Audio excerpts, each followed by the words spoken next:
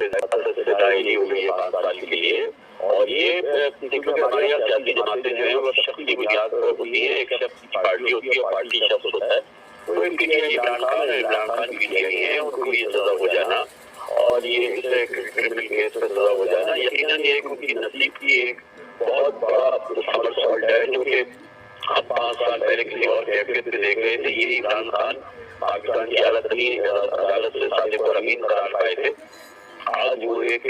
Criminal case کے مجرم ثابت ہوئے ہیں. اور بہرحال یہ جو کیس ہے، اس کے